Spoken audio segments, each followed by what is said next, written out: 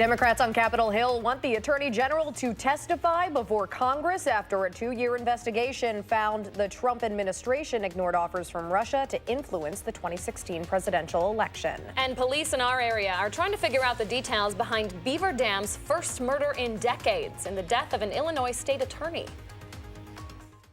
From the Channel3000.com Alert Center, this is News 3 Now this morning. Good morning, everybody, and welcome to News 3 Now this morning on this Monday, March 25th. Hattie is on a well-deserved vacation, so Dave is in with a coffee IV drip in the weather office today. Something like that. Yeah, you know when you're so tired that you could actually see through dimensions and like space and time? Every morning. Yeah. Well, you guys are the real heroes, and Mother Nature a bit of a hero this morning because she's returning the sunshine to us. It was on loan for Sunday, now back with us for Monday. Still some high clouds trying to hang around this morning, but they won't be around for very long. No rain or snow to speak of today. Platteville and our Queen Bee Radio Skycam looking at partly cloudy skies to start this Monday off. We're in the mid-20s in Madison, 26 degrees to be exact in Madison and Watertown, 30 in Janesville, 32 in Mineral Point. Boy, those wind chills just continued to dip. It feels like 14 in Madison, 15 in Watertown, 17 in the Dells. As I was exiting my apartment this morning, it was more of a, okay, I mean, it's spring, but the morning's definitely still in winter mode for some of us, so you're going to need some extra layers to start the day at least. Highs will reach the low to mid 40s under plenty of sunshine on this Monday. Now let's take a look at your first alert traffic update. A few more cars starting to show up on the Beltline at Park Street, but still no accidents or incidents to report. Maybe a few brake lights closer to Stoughton Road in the Beltline. Nothing to worry about. Traffic generally heading out at the posted speeds. Southbound Sun Prairie to downtown. That drive is 14 minutes right now, so looking good with an average speed of around 35 miles per hour. And that is your first alert traffic update. I'm kind of looking forward to this extended forecast because it's got everything but the kitchen sink in it. Exactly. So if you don't like a particular day, there's a day for you in there. We'll sell you on a day in this forecast. Looking forward to that. Thank you, Dave. We want to start the news this half hour, that is, in D.C., where the country's top prosecutor says a special counsel's investigation has found that President Trump's campaign did not conspire or coordinate with Russian officials. That is one of the conclusions from Attorney General William Barr. He released a 4-page summary of Robert Mueller's investigation into possible ties between then-candidate Trump's campaign and Moscow. According to that summary, Mueller found no one associated with the campaign coordinated with Russia to influence the 2016 election. The letter reads, quote, while this report does not conclude that the president committed a crime, it also does not exonerate him. Democrats are calling on the Attorney General to release the full report and to testify before Congress. The president's allies say it's time to move on. We cannot simply rely on what may be a hasty, partisan interpretation of the facts. This should end the debate once and for all, and America should come first. The White House says the president has not seen the full report from the special counsel, but President Trump is already calling the investigation a, quote, illegal takedown that failed. Tonight, CBS News will have an hour-long primetime special digging through the findings of this 2-year-long investigation, and you can watch that report right here on News 3 Now starting at 9 p.m. Developing this morning, Boeing is testing software changes to its 737 MAX 8 jets that have been grounded indefinitely. Over the weekend, 3 U.S. carriers that fly those planes used flight simulators to test changes meant to decrease the chances of triggering the system that might have played a role in those 2 deadly crashes involving the MAX 8s. CNN reports each pilot using the simulator landed the plane safely. The FAA is expected to receive that new software soon. More local news now as we wait to learn more about Beaver Dam's first homicide in nearly 30 years. The victim, Stacia Hollinshead, was an assistant state attorney in Illinois. According to the DeKalb County State Attorney's Office, she graduated from Northern Illinois Law School in May and was sworn in as a lawyer back in October. State's Attorney Rick Amato says she had an impressive command of the courtroom, particularly for such a new attorney, showing great poise with tough and complex matters. But, he said, she shined her brightest when she was around her daughter. Police found Hollinshead shot dead in a home in Beaver Dam Saturday afternoon. They say several adults and a child were inside that house when officers arrived. Ulysses Medina Espinoza from Beaver Dam is in the Dodge County Jail this morning in connection with Holland Head's death. It's not clear what kind of a relationship he had with her, but a Facebook post from the DeKalb County State Attorney's Office said Holland's Head was an alleged victim of domestic violence. 6:05 on this Monday morning, and high schoolers in Baraboo will head on a field trip today to the Holocaust Museum in Illinois. This comes about 5 months after a photo went viral online showing a group of high school boys posing with what looked like a Nazi salute. Our Jamie Perez joins us now in Baraboo with the community's hopes to keep learning from that incident. Good morning, Jamie. Good morning, and as you guys can imagine, this community has been through a lot since November, which is when that photo first surfaced. The community has even received some threats at some points, and here to kind of talk about some of those issues and how the community is moving forward is Police Chief Mark Shaw. Thank you for waking up so early with us. Since this photo has surfaced, what kind of issues has the community gone through since then? Well, there's been a lot of growth and development in the community, and quite frankly, a lot of opportunities for education and outreach. We've been able to take history and make it alive in some respects. A lot of real good work between the school district, working with the community members in educating not only the kids, but the community in general on the challenges that the Holocaust and some of those other things brought forward. So it's been a really good opportunity for the city to live and grow and diversify a little bit as we've been going forward. But the threats have been real. The threats have been scary to the parents, as any parent can imagine, hearing statements that their child could be in danger. And we've addressed those appropriately as we can and addressed the security at the school going forward to make sure that we are properly serving the kids in the school and the community. And I just want to squeeze in one more question. This type of thing has never really happened for your guys' community before.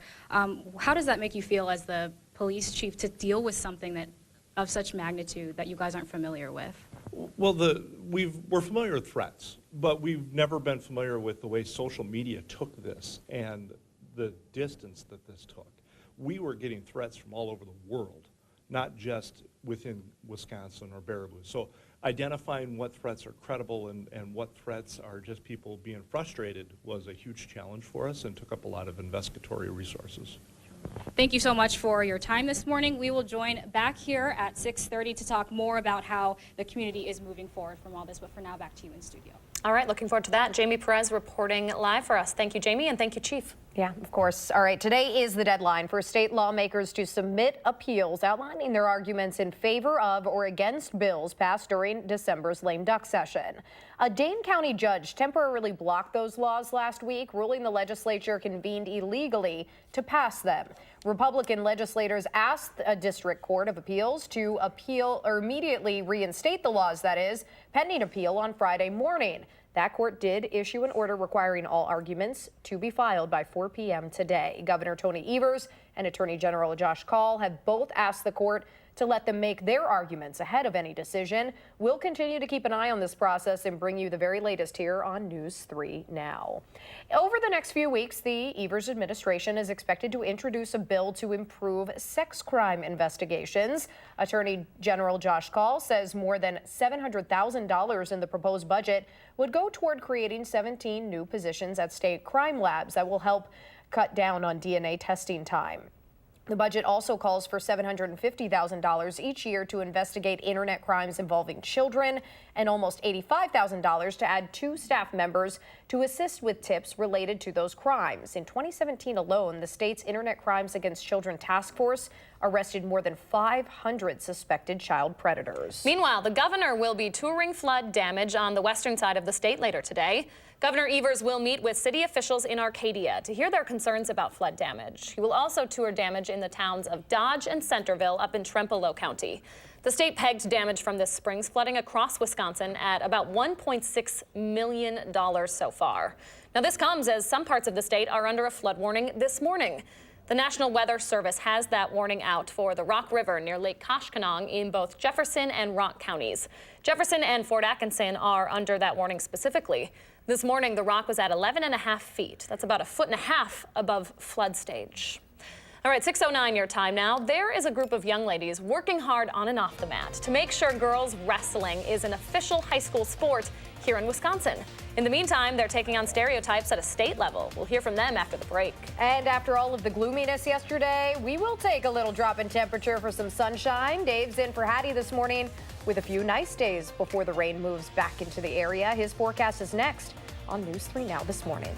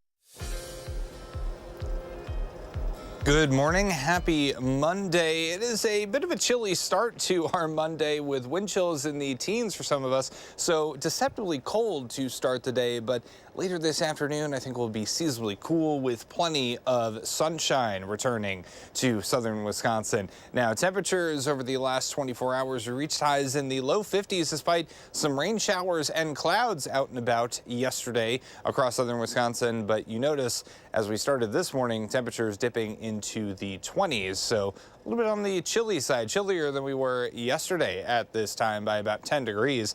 We still do have quite a bit of flooding going on across portions of the upper Midwest. The good news is dry weather is expected for the next 3 days or so before the chance of rain and thunderstorms returns on Thursday. There are some indications that a round of heavier precipitation is possible for Thursday and Friday, but we're not quite ready to commit on that just yet. We are watching that very closely. We're watching clear skies for today as high pressure settles in from the north, and that high pressure system will allow some cooler air to filter into southern Wisconsin. Thus, even though we have the sunshine, temperatures will end up about 5 degrees below normal. I mentioned the rain yesterday. Dane County not really picking up all that much, but across portions of Grant County, about 1/4 of an inch to locally even higher amounts were observed yesterday. Live look in Madison as the clouds begin to clear out on the WISC-TV Skycam. Should have plenty of sunshine by later this morning into the afternoon. Highs, as I mentioned, about 5 degrees below normal for today. Temperature milestones, we've actually been in pretty good shape in terms of the thermometer so far this year. Our first 50-degree day was January 5th. Then we had some pretty cold weather, if you remember, just a few months ago. And our first 60-degree day was not too long ago, about 2 weeks ago, in fact, on the 14th. I don't have any 70-degree days in the forecast just yet, but as we enter early April, that could change as some mild weather returns. Temperatures are not really very mild this morning, in the mid-20s in Madison, in the low 30s in Mineral Point and Lone Rock, but with wind speeds out of the north and east about 15 miles per hour. Feels like 14 in Madison, 17 in the Dells, so have that extra layer with you, at least for the morning hours. Temperatures should reach the lower to middle 40s under plenty of sunshine by later this afternoon. Sunshine stays with us on Tuesday as we take a look at that 10-day forecast. Maybe a few more clouds on Wednesday with highs in the mid-50s, then near 60 on Thursday, but some showers and thunderstorms return to the forecast for Thursday and Friday. And a few snowflakes could try and mix in at times on Saturday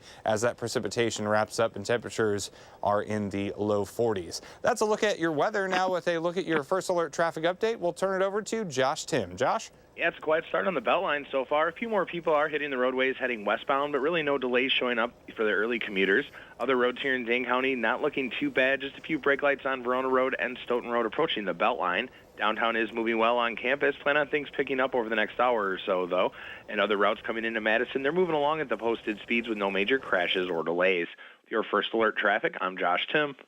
Thank you, Josh, and thank you, Dave. So the Be You campaign is all about finding ways to discover who we are and showing off the things that make you uniquely you. And we are launching a very exciting effort today. This concept can be really tough for our kids who are constantly hearing messages about what they should be, should do, or should look like. But according to SSM Health's child psychiatrist, Dr. Kathleen Hipke, it starts with us.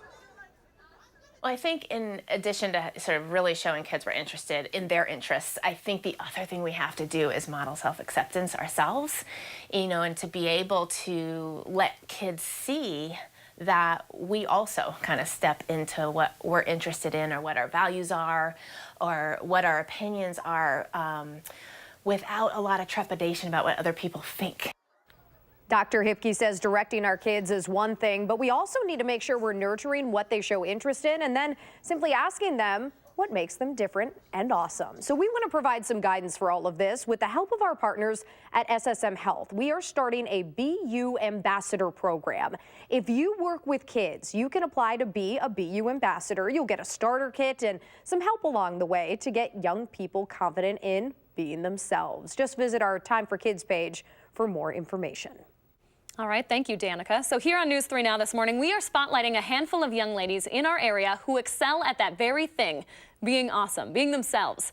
They're athletes pushing the boundaries in a sport that's dominated by males. Here with me this morning are Delia Collins and Chloe LaRue, both coming off of a youth state championship tournament this weekend, and Delia's mom, Kaylin. Good morning, ladies. Good morning. And congrats to you two. Delia, you got third, and Chloe, you got first, right? Mm-hmm. Wow, that's super exciting. Delia, I want to start with you because you gave me a pretty interesting story on how you got involved in wrestling in the first place. Well, I started when I was in first grade. My brother wanted to wrestle, but he was the only boy in our family and he was really shy. So I told him I would step in and help him.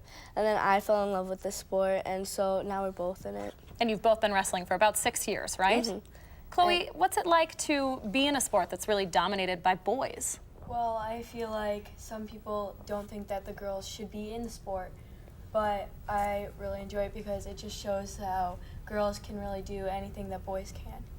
And I want to talk a little bit with you, Kaylin, about the problem that we face as girls when it comes to high school wrestling. Sure. They have so many opportunities at the youth level, but then when they get into high school, if they want to continue, they have to switch to freestyle usually because there's just, it's pretty hard to make a varsity high school team as a female. Right. Just the muscle difference is probably the problem. if they could sanction girls wrestling, then it would open a mat for the girls to compete on at state, where they could compete against their actual competition, which is the other girls, not the boys. So you ladies have started a little bit of an organization to help empower young girls in wrestling, right? Delia, tell me about that. So like it's called WISC, and we like do a practice around the schools once a month and just get girls together and try to build up the sport with more girls. Chloe, what are you noticing when you go to those practices? What do girls say there? They're saying that they like really like the practices, they really like wrestling the girls and getting used to wrestling girls, because that's basically what their entire wrestling career is going to be. And they say that they want more girls to wrestle. So, Kaylin, you oversee this organization a little bit. How many girls are involved at this point? There's about 35. Wow. It's hit or miss, though. They don't attend every single practice, but I do have a few that are pretty diehard, and about 20 of them tried to go to state this year. 17 of them made it and 13 of them placed. So their hard work's paying off. That is so impressive. And if you want more information about this organization, you guys have a Facebook group, right? Yep, we do. We have a Facebook page. It's Women in Singlets, and that's about the best place to get the information. All right, ladies, thank you so much for waking up early and talking with us, and congrats to you two. thank you. Thanks. Thank you. All right, up next, we are previewing a Do Something Good story about a new organization supporting families dealing with a cancer diagnosis. We'll share how a dog inspires their mission. Plus, sunrise right around 6:53 this morning, and Dave says we'll be able to soak it in all day. The pups are going to enjoy it, I promise. Maybe just throw an extra layer on the kids before they head outside, though. News 3 Now this morning. We'll be right back.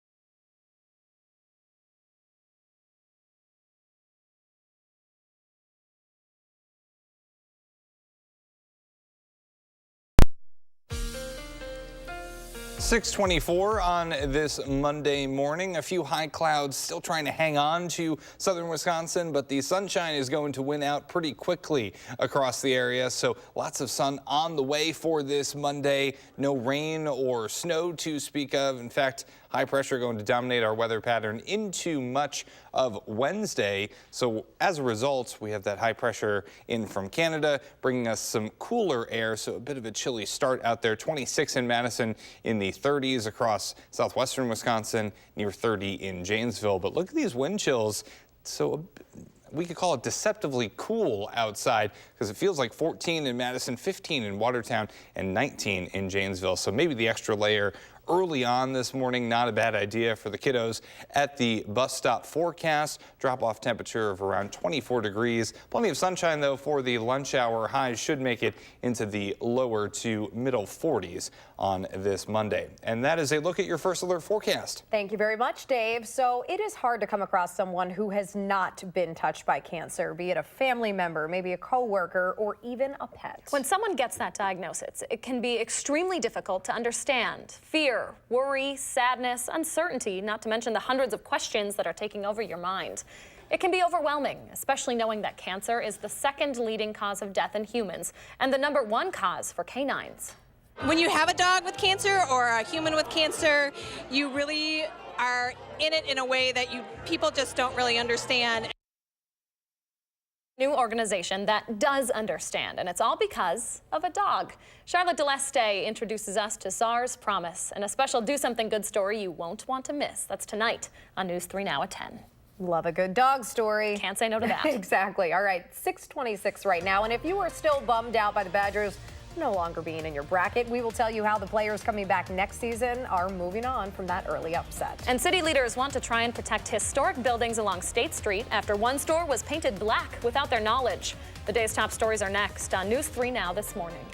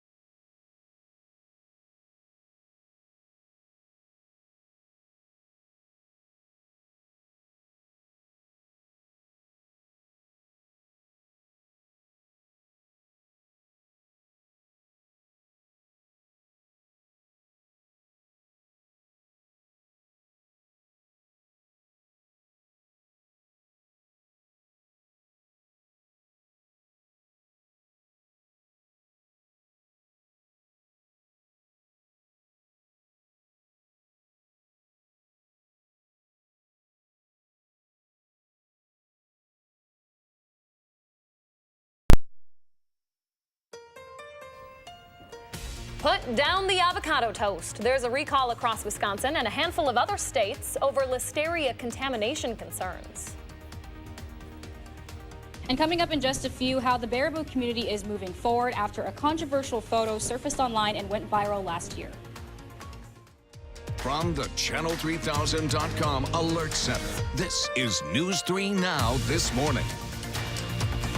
Good morning and welcome to the final half hour of News 3 Now This Morning on this Monday, March 25th. And if it has to be a Monday, at least it's a sunny one. Yeah, no kidding. Dave's bringing back that sunshine with his smile and with his forecast. Yeah. He is in on this Monday morning for Hattie. Dave, it's a little chilly out there, though, this morning. Deceptively so. I think when we all hear about the sunshine returning, we all go, yay, and we should, but we're also going, hey, because we have some chilly temperatures and also some chilly wind chills in place this morning. So right now, we're looking at partly cloudy skies in Madison on the WISC-TV Skycam. The clouds are really thinning out across much of southern Wisconsin. They really won't be around for much longer. Temperatures are in the mid-20s at the 6:30 hour in Madison and in Watertown, the low 30s in Janesville and also in Platteville. But when you factor in that wind chill, it actually feels like 14 in Madison and about 16 in the Dells. So the extra layer, especially for the kiddos this morning, that seems like a pretty good idea. By later this afternoon, we may be able to shed the jacket for some of us with temperatures seasonally cool. Highs will be in the low 40s for later this afternoon. So here's a look at your first alert traffic update. No major accidents or incidents to report. Traffic is generally heading out at the posted speeds. Maybe a little bit slow on 151 northbound Verona to the Beltline. That'll cost you 6 minutes with an average speed of around 40 miles per hour. And that is your first alert traffic update. All right, Dave, thanks for bringing that sun on this Monday. We need Woo! it. Yeah. Woo! That's the right reaction. Thank you so much, Dave. Thanks, Dave. All right, 6:31 your time now. The Baraboo community is continuing to move forward after a controversial photo of some high school boys went viral in November last year. So that picture got national and international attention, a lot of it not super positive. Jamie Perez is live with the city's police chief this morning with more on the progress his community has made. Hi, Jamie. Right. Well, in part of their steps to both grow and heal from this, a group of students from the high school is actually making a trip to the Illinois Holocaust Museum today. We did talk to the superintendent. She wasn't available to give us a statement on camera, but she did say that this is a learning opportunity to both grow and heal from. As you can imagine, the community has been through a lot since this event, and we're going to talk to the police chief right now, who is going to kind of talk to us about what the community has been through. I imagine you guys have been through quite something since that November. We have. It actually changed quite a bit. It changed a lot of people in town and opinions about some things. The school district was a real strong leader for the community in this event and has really done a great job providing educational opportunities that are outside the normal box of the school, including bringing in national recognized speakers. The trip that you mentioned today where the student is actually going down to Illinois to the Holocaust Museum, they're actually taking community members with them. One of the real positives that has come out of this for Baraboo is that we have this community involvement in our school that we haven't had previously, and that's been a real positive thing for us. What are you hoping this brings for the future? This is obviously a learning opportunity for you guys. It is. The future is always going to be a challenge for us. And the biggest thing for us, or for any community, is to make sure that we keep going forward. And that in doing so, we help serve not only the kids, but the community at large. So my hope is that these educational opportunities for these kids really are something that they grab hold of and push forward as the school district and the community has intended, and really that the whole community continues to grow. Sure. Thank you so much for your time and for waking up early with us. Obviously, the community is doing whatever they can to move forward and grow from this. So hopefully that trip serves that purpose. Back to you. All right. We thank Chief Shaw for taking his time this morning. And, of course, thank you, Jamie Perez, for that report from Baraboo this morning. Back in Madison, the city's Landmarks Commission will begin discussions today on the possible creation of a new historic district on State Street. This comes after the building that used to house the Sacred Feather was unexpectedly painted black last week. Most of that paint has since been removed, but business owners and neighbors in that area are upset that the building's new owners decided to paint it without permission, though the city says that building is not in a historic district. That's led to some discussion that a new district should be created to protect the buildings along State Street. The Landmarks Commission is set to meet at 5 this afternoon. Spring elections are a week from tomorrow, and the two candidates running to be Madison's mayor will make their cases to voters in multiple languages tonight. Centro Hispano of Dane County will host the latest forum between Mayor Paul Soglin and his challenger, Satya Rhodes Conway. That forum will be held in English, but will be translated into Spanish. It will be moderated by the folks over at La Movida Radio. It will be held at 6:30 tonight at Centro Hispano on West Badger Road. So you heard Danica. Election Day already next Tuesday, which means this week is your last chance to vote early if you want to skip the lines. In-person absentee voting continues this week at all of the City of Madison's public libraries. Starting today, 3 locations open up on the UW campus at the Memorial Union, Union South, and the Student Activity Center. Madison College and Edgewood College are also offering early voting locations this week. You don't have to be pre-registered to vote early through Friday, but you will have to already be registered if you want to go in and vote on either Saturday or Sunday. If you're a resident in the town of Beloit, your local police are cracking down on drivers who keep passing school buses. The Janesville Gazette reports officers issued citations to 7 drivers who passed stopped buses during the week of March 11th. This comes as the Beloit-Turner District installs new video cameras on its school buses after it counted 90 school buses passed illegally in 1 month, one of those ending in a hit and run. Those cameras will be in place when students return from spring break after this week. Anyone caught passing a bus on that video will be issued a citation. If you have avocados in the fridge or the pantry, some shipped from California here to Wisconsin are being recalled for a possible listeria contamination. There have not been any illnesses connected to these avocados yet, but they were sent to 6 different states. Henry Avocado is voluntarily recalling its conventional and organic avocados grown and packed in California. The company issued the voluntary recall after a routine inspection of its packaging plant revealed samples that did test positive for listeria. Listeria is a bacteria that can cause fever and diarrhea and more serious and dangerous complications for expecting mothers. So the governor's bracket completely busted after Wisconsin's first round exit from the NCAA tournament on Friday. And that might be the story for your bracket too, but the team is already looking ahead to next year. Moving forward, the Badgers will lose 3 seniors, but will return 3 starters, Demetric Trice, Brad Davison, and Nate Rubers. They're trying to stay positive after this week's disappointment.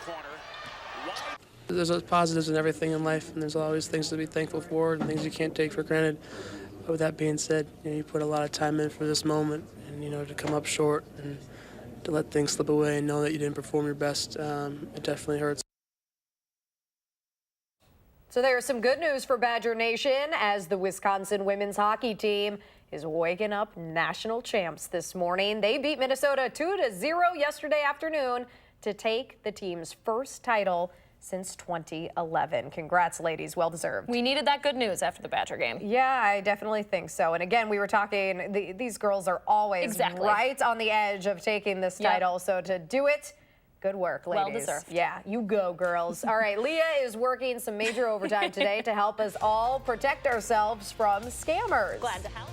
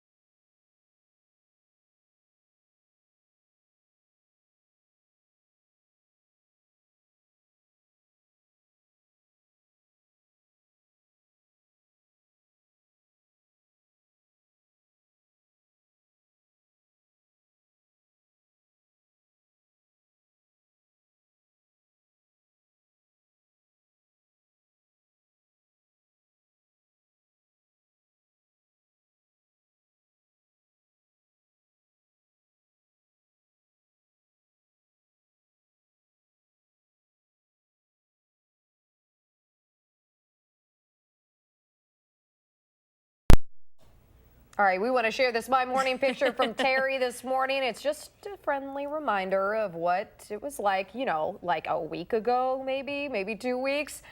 Beautiful shot, though. It really kind of looks like Aspen or somewhere, like really snowy winter wonderland. I don't know how mad this is going to make you, Danica, but what if I say this kind of makes me miss winter? Not quite yet for me. Give us a couple more months. Thanks for sharing, Terry. What does your morning look like? Take a picture, post it on Facebook or on Twitter, and use the hashtag MyNews3Morning so we can find and share our favorites right here on the program. So we want to remind you about a special Call for Action event we're hosting tonight here on News 3 Now. Our Call for Action volunteers are going to be in the office starting at 5 p.m. to take your questions and mediate on your behalf with the company you might be having problems with. If you've ever wanted to give them a call but couldn't reach them during their regular lunchtime hours, here's your chance. I'll be bringing you live reports tonight to show you what we can all help with. That's happening again tonight from 5 until 7 right here on News 3 Now. Okay, so it's a follow the bouncing ball kind of forecast coming from the News 3 Now weather office today. We're going from 40s to 50s to around 60, then back in the 50s, then the 40s. Luckily, we have Dave to walk us through what layers to break out throughout the week. Hint, just have all of them ready. Before that, it is March 25th. We want to say happy birthday to Ellie Mae, who's shouting happy birthday to herself, and all the kids turning 3 out there today. Thanks for celebrating with us here on News 3 Now this morning.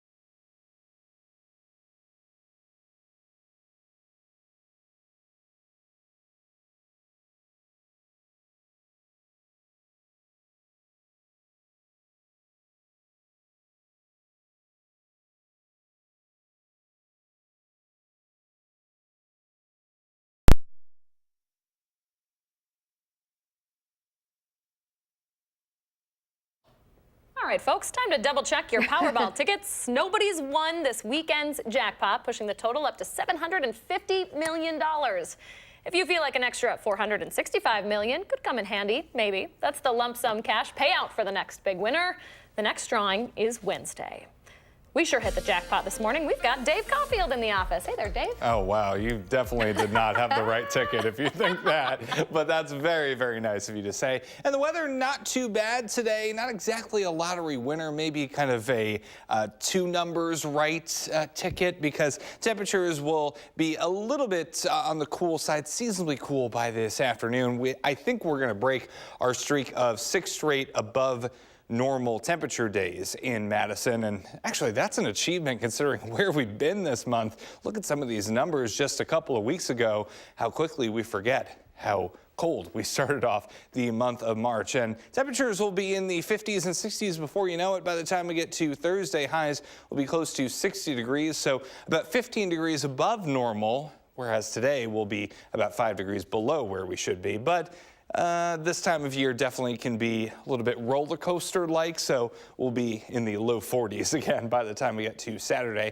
with a few snowflakes possibly mixing in with some rain showers by the time we get to Saturday, after some showers and thunderstorms Thursday and Friday. On weather track, we're noticing the clouds thinning out across southern Wisconsin this morning. Plenty of sunshine on the way, and a really nice sunrise taking shape on the Edgewater Skycam overlooking Madison and the Capitol downtown there. Temperatures are in the mid-20s in Madison, low 30s in Janesville, 25 in Watertown and the Dells, and 33 in Boscobel. Wind chills are nothing to sneeze at this morning. We're going to need a few extra layers for some of us. Like in Madison, it feels like 14, feels like 21 in Mineral Point, and 20 in Platteville. So on future track, we'll be in the mid-30s by the time we get to the lunch hour. Still plenty of sunshine to help us get through this Monday. Highs, will be in the low 40s. Almost couldn't get that out. We will be a little bit warmer as we head into Tuesday, with plenty of sunshine to go around for tomorrow as well. A few more clouds come our way on Wednesday as we take a look at that 10-day forecast. Then showers and thunderstorms possible on Thursday and Friday. But at least it's not all bad, because temperatures will be near 60 on Thursday. And next week we are looking pretty quiet as temperatures get into the low 50s by Sunday. Can we put up the pet walk video really quick? Yeah, there we go. So Ripley, believe it or not, in Tahoe. Nice. I was like, please let me do the pun. I've been looking to it all morning, and temperatures will be in the low 40s, where Ripley is by the time we get to later this afternoon. Nice. He's looking for the sun right there. I believe it, Dave. I believe it. Thank you. Did you not catch it? No, what are you guys talking about? Oh my goodness. We'll explain it to her at the commercial. Ripley's Believe It or Not. Oh! Ripley, there it is. Yay, we did it. Monday. Woo! I need to go get more coffee. We'll be right back.